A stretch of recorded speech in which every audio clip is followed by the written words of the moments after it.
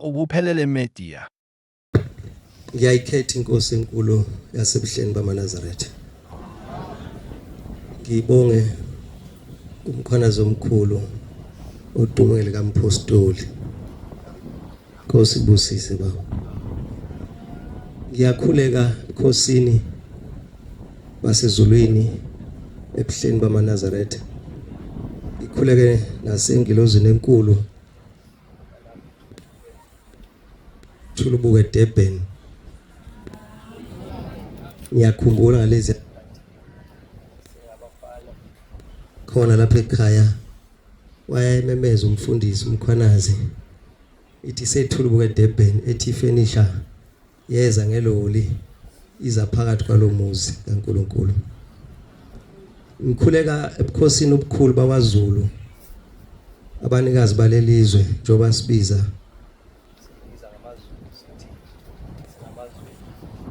ngiyakhuleka kakhulu kwindlula mithi. Ngikhuleke nasebukhosini balelizwe lokwamkhwanazi silakhele amakhosi amadala aphakathi kwethu namhlanje ngoba silapha samadala yane kaMayanda nabo bonke amakhosi akabusa phezulu kwalomhlabathi esikuwo. Amen. Nami ngiyakhulekela emakhosini akithi kondaba omkhulu nakondaba ezithe mambatheni ukuba bezivumele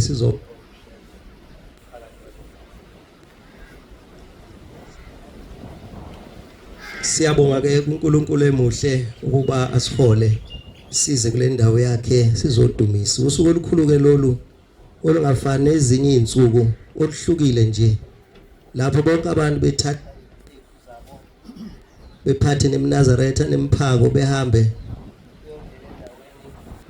ngayifanisa nehlane la sifike sihlale phansi kwezihlahla sidle khona. Indaba engajwayelekile ukuthi abantu bephume nokudla emakubo bezodlela phansi kwezihlahla bakhipha ikhaftini zabo bagqoke kahle uma sebedla bengazingabe bekhitulo nosofa ababathandayo kodwa beze kumnikazi wezinto zonke. Yinhleke le ndawo ayisafani nezihlahla zasendulo ababehlala kuzona. Lena ubukhazikhazi nje nobani uyayijabulela ukuza lapha ezokhonza ngoba uyabona ukuthi isigaba ekusona yinhle. Kuyenzeka kabanye bengakwazi ukuyibona le ndaba ukuthi yinhle. Badlule ngayo nje kodwa bengaboni ukuthi injani. Umshumayeli uSibiya eBethangwe wabheka uZulu. Ekugcineni kwezwe labakhwanazi angazi ukuthi kwadalwa yini abakhwanazi babe sebeyaqhela kule ndawo esiyakhele kanti nendaba enkulu yomlando wakwaMpukunyoni noma umlando waseMatuba eyalondoloza leli gugu elushembe igugu lethu ukuba lingabe lisaphuma la uma sekunesiphithiphithi endlunkulu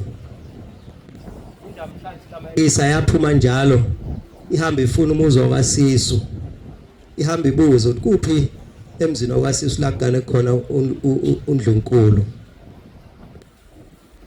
Peter yahamba njalo yathi yafika kuleli yazwe yafika uthola lo muzi wakwamkhwanazi lapho khona isibusiso sethu sonke la kwaMpukunyoni sagcineka khona. Ngiyababona nje abakhwanazi kodwa abazi ngaya kuyamuthi noma nje sibanikeza inxiwa ngoba indawo yabo sesingafe sibabeke ngoba sebengaduka bethi kukuphi la. Ngiyafisa ukuthi ke ngibathathe nami beyobona kuleli yazwe elihle kangaka labo lapha kwaMpukunyoni. Ngicela ukuhlabelela nje ingoma eyaqanjwa ugagana lokubathiya ephezulu kwalale yagquma laseBethangwe ku194. Mhlawumbe ngizoba mfishana nje bathe isikhathi sincane singangamamenishana nje ambalwa bese nami ngehlela ngezansi nami ukuyicelela uNkulunkulu unyakeni omusha singenile ku2026 sicela izinto ezinhle sonke kuba uNkulunkulu asenzele zona. Oh yizani igezoni ayizani ewanonke ayisidlo silungile ayizanini egalokho oniside eniphile la yesedla selungile la izanine egalokho koniside eniphile amusanini okwesaba abakulungile konke ayizanini egalokho koniside eniphile na ulungile ile konke ayizanini egalokho koniside eniphile lazimpumputha ezinyonga ayizanini iganonke ayisidlo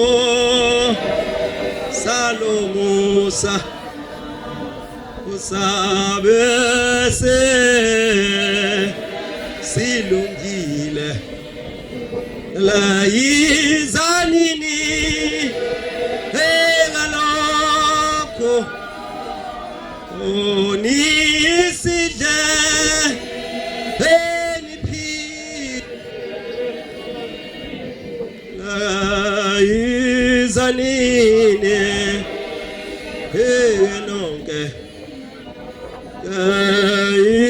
isidlo osalomusa sabese silungile la izanini egalokho koniside eniphile la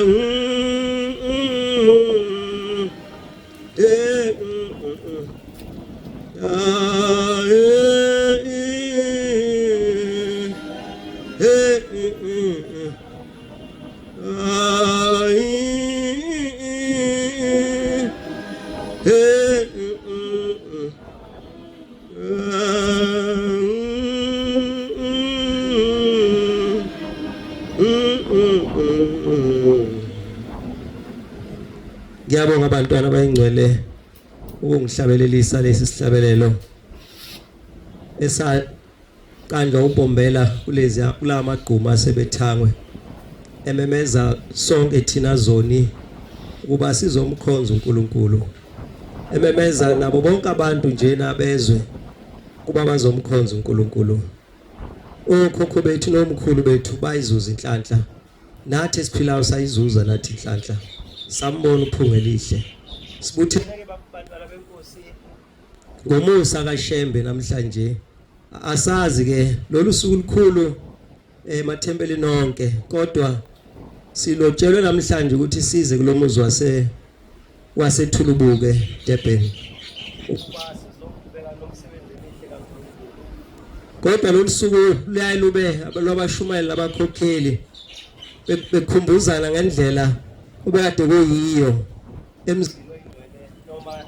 emhlanganweni wonke nje nezethulo ezinhle imenyezelwe emzini oyingcwele ukuthi kuhanjwe kanjani. Bengeke kube usuku njalo kodwa ngenxa yokwanda kwabantu nemisebenzi ubukhulu bikaNkulunkulu beyanda bukhulu. Lezo khathi seyifana nevela kancane ngoba imisebenzi eminingi kakhulu bangcwele esetshenzwa la ekhaya. Kodwa sizokhumbuzwa namazwi amabili amathathu uthi usamthanda yini uShembe na? Awuyibuze nje wena wedwa uthi usamthanda yini uShembe. Njengade khanjiwe njena iwe emzini oyingcwele phakathi komuzi wakini yini oyenzile? Oyenzela nje imndeni yakini ukuba uzophunywa manje kuyiwe emzini oyingcwele iKhenana kuzohanjwa phansi. Yini oyenzile wena wedwa nje mNazaretha oyingcwele? Uma ungenayo imbuzi ngabe usenzile nisile salomusa kuba bakini basithole namhlanje la ngosuku olukhulu lakho na bonke abantu bephuma beya kuThixo. Ngabe khona yini okwenzela uNkulunkulu nabakini?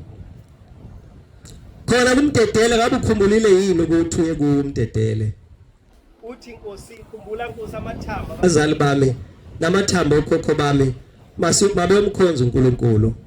Ngabe ukwenzile yini lokho? Sakhula sibona izalukazi ziphathisa noma upondo wephepha bethi ukuya angikho kahle kodwa ngicela ngoba zihlanu lezi ezinkulu nabo opondo bethi bacela ukuhamba uhambo lasezulwini bephathisa ohambayo bethi ngicela uNkulunkulu angilobe nami ohambweni, ngicela uNkulunkulu angilobe nami emhlanganweni.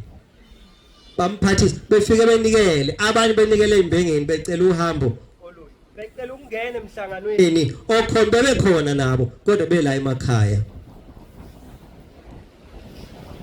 Kungenzeka mhlambe ngesikhathi wonke umuntu belindile kodwa ade beselapha emakhaya bezenzela izinto zabo.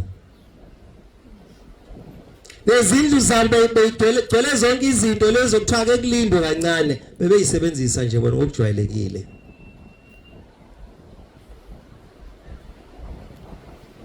Ngabe sakhumbula yini ukuthi safika kanjani kuzokhonza uNkulunkulu? Samkhonza kanjani? Ngabe sakhumbula yini sasibelethwa abanye bethu bebelethwa abazali babo bezokhonza uNkulunkulu bezobafundisa lendlela? Ngabe samphethe yini uShembe abazali babo? Ngoba noma kuthema bekhula bona bathatha indlela yabo bamshiya uThixo ephakathi kwamaNazaretha bambuka nje ngesithixo phambi kwabo. Bantwana beNkosi akube yilona lo wayilungisela indlela yakhe.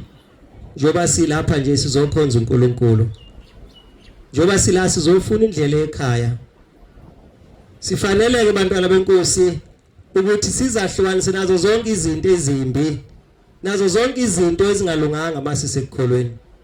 Ukwanda kwabantwana bakaNkulunkulu sibizwa abantwana bakaNkulunkulu sonke, kodwa umuzi kaNkulunkulu abantu bayawubhidliza. Zonke indawo lezi ezikhona amathempeli baningi bangenile bayibhidliza imizi kaNkulunkulu. Mhlawumbe nje nalapha kunezinto eziningi njengoba ngilibona lilihle kanje ithempeli ligcwele, kunezibi mhlawumbe isabekayo. Noma ngaphuma ngephansi kuyikhala edukuduku ngifica lilihle ithempeli kodwa bakhona ziningi izimpi umhlaba ziphumile kulisa into kaNkulunkulu enhle kangaka bangcwele. Ningavumi. Angeke ngishumayele inkonzo yaseKhenani nasebuhleni. Sisuke sintshontsha njengoba thina sihamba wonke amadokodo sihambe sizula sishumayela inkonzo ukuthintitha kancane kulaba ngathi bathanda ukuba nesandla sokuthatha izinto lezo banganikezwanga zona. Sigcina sizwa emafonini. Kodwa ke sikhulumeni ngathi uthi sisamthanda yini uNkulunkulu. Kunabantu abangaphuma bezokhonza uNkulunkulu bethi mabefika lapha beyibona izitha zabo abantu abangazwani nabo mabengena ngaphakathi komuzi kaNkulunkulu banciphe. Kodwa uthe mayiphume ekhaya wathi inkosi hamba nami nabantu abamsengekhonza. Mayifika nje masango nethempeli bese sibona isitha zakhe bese yanxapha enciphe. Usenemnyaka enza yona lento le. Uyaphuma ekhaya eze kushebe. Ethe ngafika ngaphansi kwalamatshe amhlophe bese yancipha ngoba sebona isitha. Ethi mayibuyele emuva ekhaya. Afithi ngiyabonga kathi sidumise kahle. Kodwa no 30 minutes wonke noma leli hour lonke bekade la ekudumiswa ebebuka isitha sakhe zonda. Namhlanje sekunamafoni baze bebhale khona lebethi awubuke nje ukuthi kwenzani. Angiphathi ke makumshumelo bekuma njengami kanje wonke bangemuva ukuze kuhanjiswe isandla kuthiwe kanjalo makumkhokheli bangemuva umkhokheli yakubabona. Angiphathi ke manje laba ngemuva impi ngapha sikhuluma zodwa lapha eziphambili ngiyaxolisa bagcotshwa kodwa inkonzo esikhona la ebandleni labaNazaretha impi yokuhleba impi yamanga baningi bayijoyina impi yokuhleba impi yamanga bengasamkhonza uNkulunkulu indaba ehamba phambili akusezona ezikashembe ezethu ezethu manje.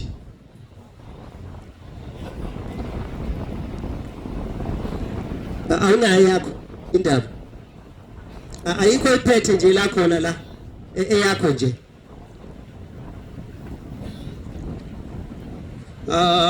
Nkosinika izindlebe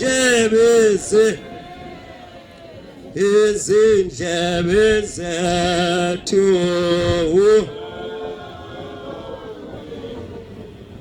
soizwa ezwe la sibambe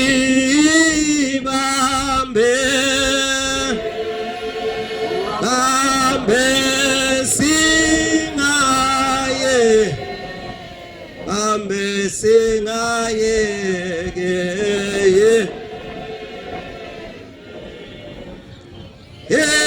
emiyalo oya imiyalo yakho noma sibamba sibamba lephunyu hamba lephunyu kama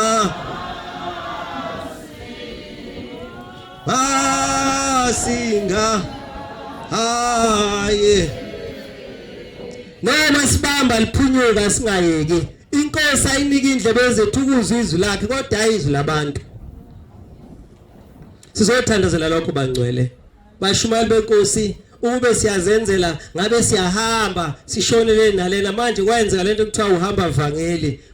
Manje uhamba vangeli unabanikazi bawo kube siyazenzela ngabe siyahamba sizule sihambe sifuna nje lapha esingafeshe khona amazwi okuthula amazwi obumbano amazwi oxolo sithi abantu ababuyele esimeni ngoba sibehleli ndawonye ngisho ekhaya abantu abazwani baxabana bezalwa isisi sendoda isenkosikazi inye baxabana bengazwani kuhlakazeke kuhanjwe kunjalo nalapha ekhaya impi ngaba khona kodwa kuyefika isihambi esingathunywa uNkulunkulu sifese ikhuluma indaba lapha ekhaya singazi lutho kube ngazi ukuthi siyazi kanti asazi lutho sizokhetha abaso abazolizwa izwi kaNkulunkulu balilalele balenze maqede basindiswe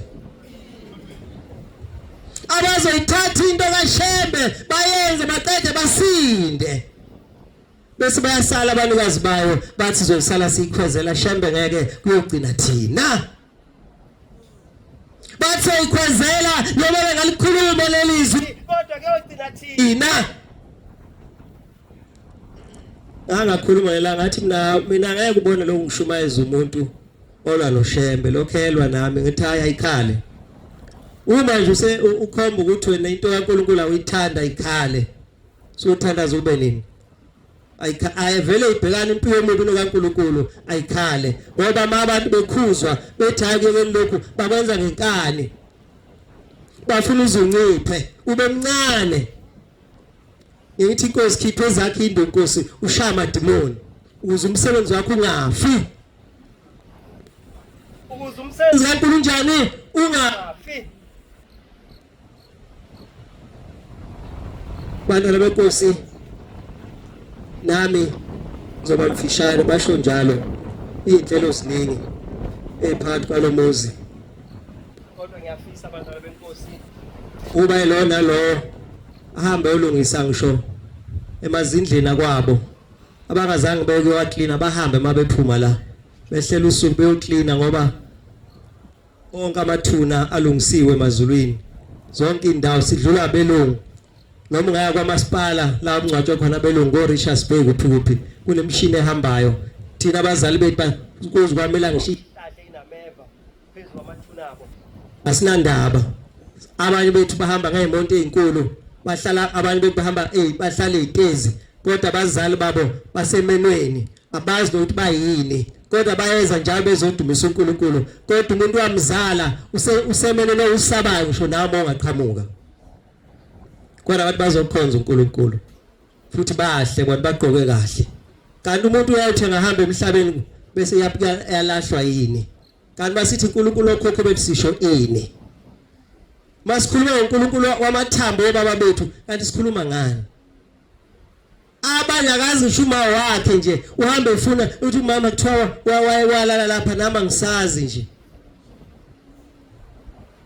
ngokusithela nje wakusephelile kodwa eza lapha emhlabeni ngezabo futhi abekho abangafuni babakhulu wonke umuntu namhlanje ufuna uba isikhulu uyazi ngisho inkosi yesizwe ngisho umnomzana noma induna uyazi inabantu esuke bahlonipha inkosi yesizwe noma esuke ingenkulu kube enhlizweni yayo iyazi ukuthi mase ngiyakulaba abantu ngiyakubantu abazongeluleka ngiyakubantu abazonginika uthando ngiyakubantu abazongifundisa ithi mayiphuma imezweni isha umthetho kodwa yazi kunabantu ababili abathathu abazothi imayiya kubo ifika isithole seluleko unjalo nomkhokheli nomshumayeli umemile phakathi kwabantu usuke ngemkhulu phakathi kwabo futhi engahlakaniphile kodwa umisiwe uThixo okwaleyo mzuzu yokuphila kwakhe ukuthi akenze umsebenzi kaNkulunkulu uhambe ngendlela hayi ngoba emkhulu noma ehlakaniphile kodwa kuyenzeka ke kube ngazi uthi hayi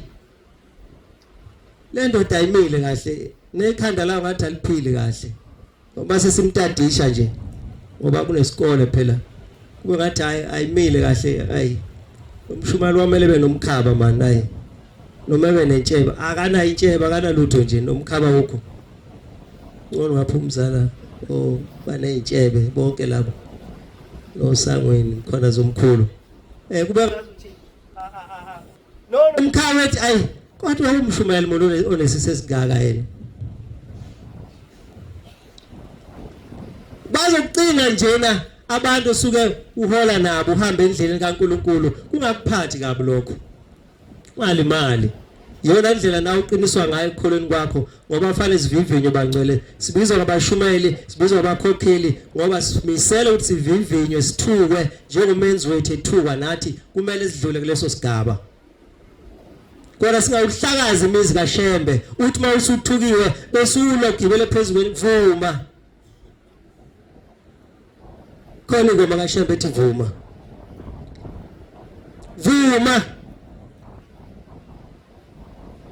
ufana nentombi kaJafete eyathi mayibona uyise kuyempini iyambuza ithi baba wadangala kangaka na kwenzakaleni uyise uphatheka kabuhlungu ngowenza izimulano emnikazi ukuthi inkosi eyoqhamuka kuqala emzini wami ngiyokuhlaba ngikwenza umnikelo wakho yayisiyavuma intombi yathi mawenzela uJehova baba kulungile ngenza umhlabelo wakho nathi bashumayela sivume vuma musukulwa kuze umsebenzi kaNkulunkulu uhambe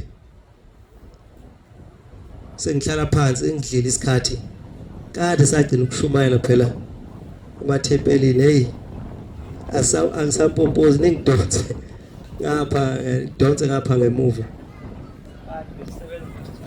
ila nobhoko manje ke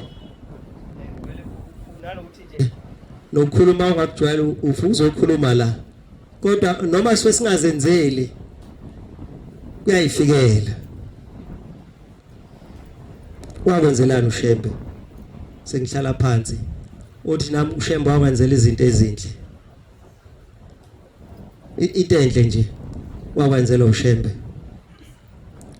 izinto ezinhle ke ziningi bangcwele senzelwa uNkulunkulu uyakusiza ekufeni uyakusiza ekuphumelelise uyakusiza ekufikeni nami ngithi uNkulunkulu omhle wangenzela umusa waqalwa ngiletha kulomhlaba nje ngazalwa ngathi ngizalwa nje wase waziwa ke ukuthi khona umuntu ozozalwa ofike ngoShembe inhlahla enkulu leyo kodwa mase sifika la emhlabeni abanye bethu abamthanda uShembe babetholakala khona la ekhaya ngiyakhumbula nomvangeli wala ekhaya Nkosi yami osengasekho umba wakhe wayilinde kulomuzi bengikhuluma ngawo asebethanga yayisiyafika lensizwa yaba khona kule mihle ihlalile emhlabeni yazi yahamba babelinde kulomuzi baningi khona la emzini waseMatuba babelinde kulomuzi wakwenzelana uShembe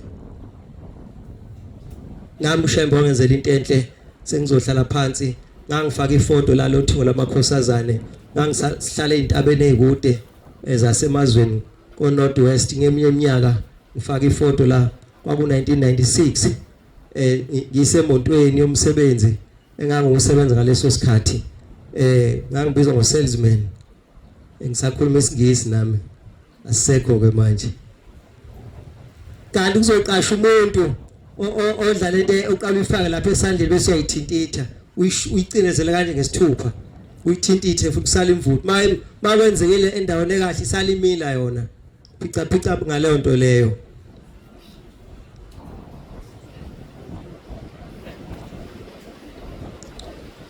bakhona bayaziyo lento izoba ngapha ngakithi baningi abayaziyo ngapha ngakithi phica ngento yami njena uyibeke esandleni sokunxele uma ube suyithinta ngesokudla ngesithupha bese uyithi kancane khona ukuvuthukayo samina lapho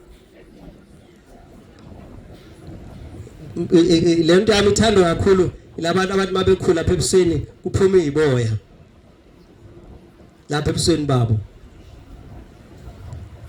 ngisho abe incane kanjani iyaphuma nayo ithandwa ibona kalendo izodla leyo nto leyo bese siyahamba singene emgwaqeni yathi mayihamba nje endleleni inika uthi ishayela imoto yona enkulu nje imoto ilayishile kanti siyidlile lento le endleleni umgwaqo vele ibona imoto eziza ngapha eziphambana nayo ukuthi zihamba ngo wrong ibuyize ngapha iqondane nazo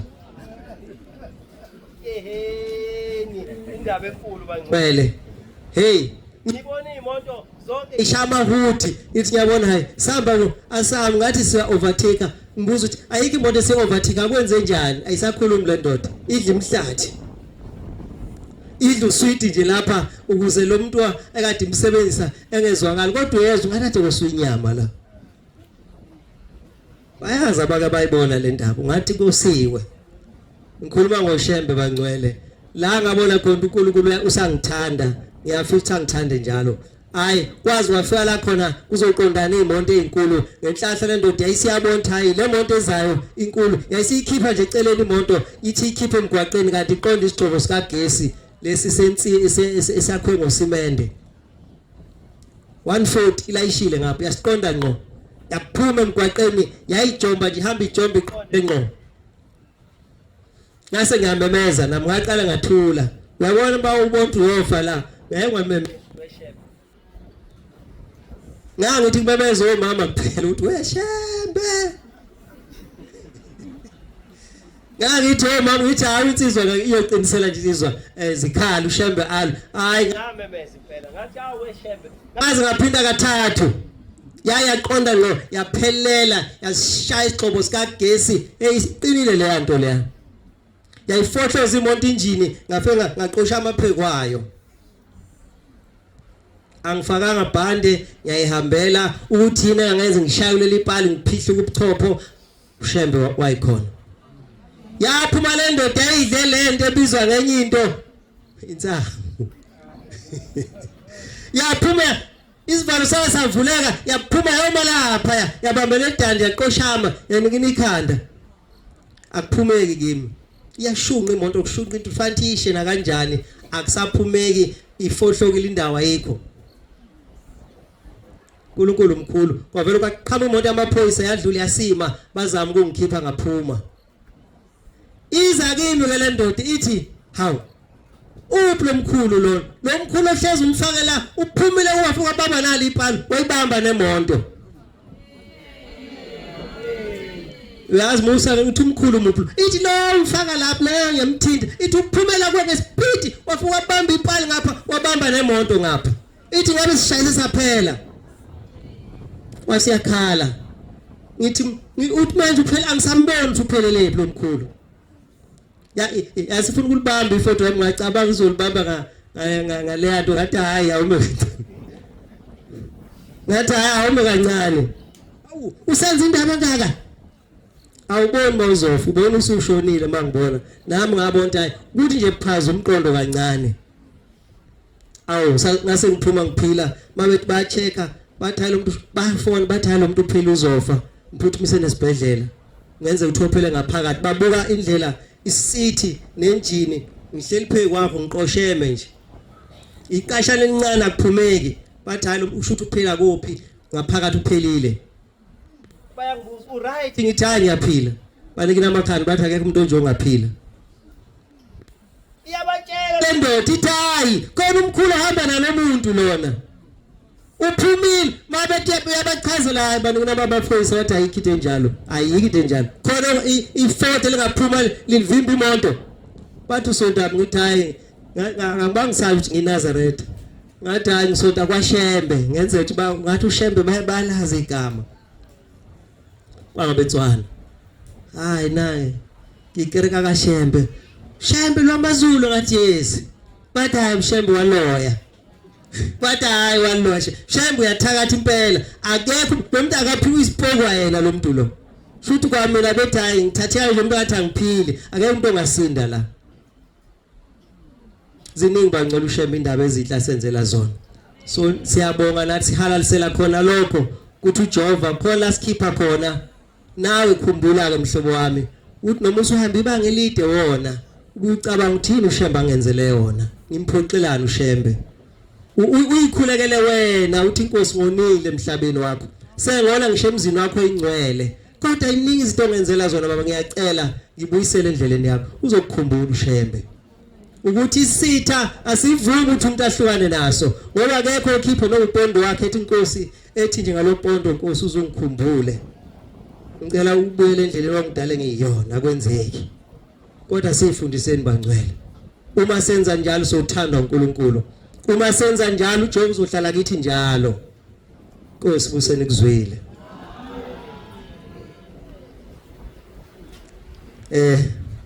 ubaba umshumayeli la ekhaya ngibona ukuthi ukhiye mawuthi kukhiye uwasho uvala uma isho kanje uthi vala ngiyacela mshumayeli ekhali Nkosi yami uNkulunkulu akuphe sokuvala isihlabelelo sivakashilo basila sizonozwa nje amazwi kade nizimbodlo mani ngapha ibhodla umkhwanazi omkhulu ibhodle labakhwanazi ibhodle kunodlilanga ngale ngakithi umkhwanazi omkhulu isikole nje siphasa ngendlela eyisimanga seyithiwa ngami amakhosi alelizwe nami nje mangifika kwasibuya ngijabula kabi abantu nje angeke ngithi abantu kazana abantu nje mabethawa indaba omkhulu mangifikela kithi ngoba kuyigugu ukuzalwa ebukhosini bakini futhi kuyigugu ukuba ngaphansi kobukhosi hayi usoze sifuna ukuba ngamakhosi sonke ukuzalwa nje kulelizwe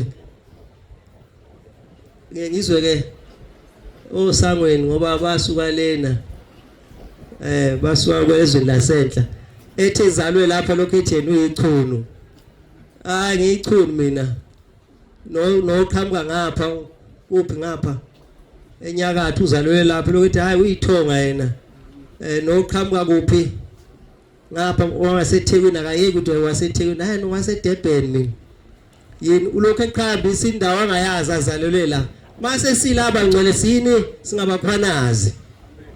Phelela lapho nje. Ngoba singathi sikubuyise kulelazo olokhu uyikhaba ngalo, bayakuxosha. Kofike bethi haya simazi ukufika lo. Usuyapi eMatuba. Ezwe labakhwanazi. Mase silapha nje sohlonipha ubukhosi balelizwe, sihlonipha induna zakhona, sihlonipha ngoba nabazosihlonipha futhi ngoba simisela ukuthi sibe kulelizwe ngokuhlangazwa uNkulunkulu isigcwala izwe lonke kwakheka amakhosi ukuze abantu beganwe. Yikho siganwa nje. Nkosi busene kuzwile. Nkosi busuphamela bayingcwele. Ubuphelele media.